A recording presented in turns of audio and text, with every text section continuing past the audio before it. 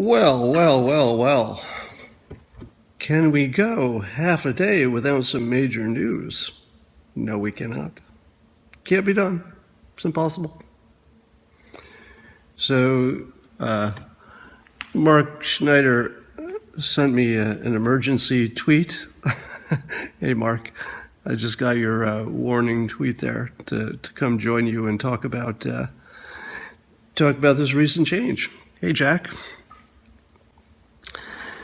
So it's a little fresh. So I admit I haven't thought about it. I literally just saw the news 5 minutes ago and thought I'd get on here.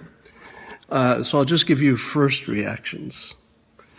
It seemed to me that when President Trump first entered the job, being a political outsider, he absolutely needed some insiders close to him. And Reince was a good pick because he knew everybody and he knew where the bodies were buried and the buttons were.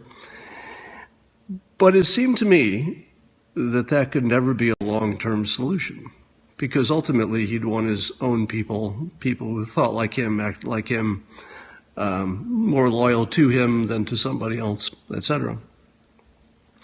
So it seemed to me that Reince had no real chance of staying in the job after President Trump got comfortable and found out where the buttons were and where the bodies were himself. So now that he has made that change, yeah, he's replaced his chief of staff, for those of you just getting on. So he's made that change. Now, I don't know who leaks to whom, but I had heard that, Reince was a leaker, but not from any, direct source. So, yeah, I think a lot of people have predicted this. So what's interesting here is Scaramucci's prominence. Because the thing that Scaramucci did by airing his stuff in public about Reince is he pretty much gave the president a choice. He had to get rid of one of them. And it looks like Scaramucci correctly calculated that if he was going to get rid of one of them, it was going to be the other guy. So I got to say that was a ballsy play by Scaramucci to go so directly after a coworker and to set him up. And basically, he didn't say it in these words, but it was very clearly one of them had to go because you couldn't even imagine them working in the same place after that. So I'm actually impressed that it happened this quickly. So President Trump may have been looking for a reason to do this anyway. He may have planned to do it in 6 months or a year, no matter what. But if you notice the larger context here, it seems that the president is just going on offense.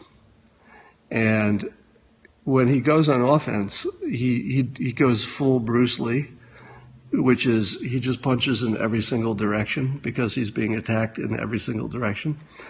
So Reince just happened to be one of those directions.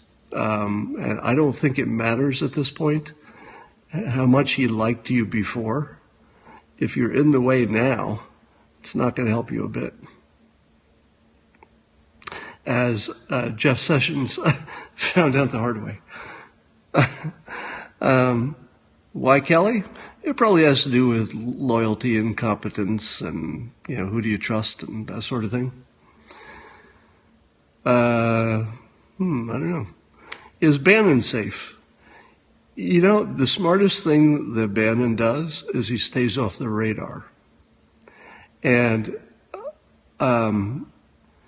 he doesn't give many, if any, interviews, and he just stays off the radar. And I think as long as he does that, he's golden. It doesn't matter what anybody says about him. Assuming that he's still adding value to the president.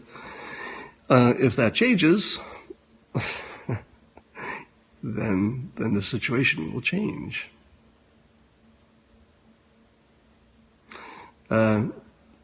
Is Scaramucci after Bannon?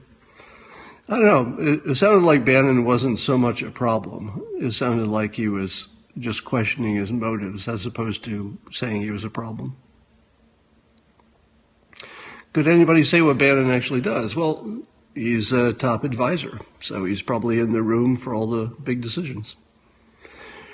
So the CNN crew just left my house. So I did an interview on the topic of Trump and tweeting and just what is it about him that people like. And I think that it came out well, but you never know because it gets edited. Because he can, yes. All right, I gotta get ready for something else. I'll be on Tucker Carlson's show tonight, and my car is gonna pick me up not too long. Got to get us some stuff done. I'm in a no-collar shirt right now, but I'll put on my TV shirt for for Tucker. All right, don't win small when you can win big.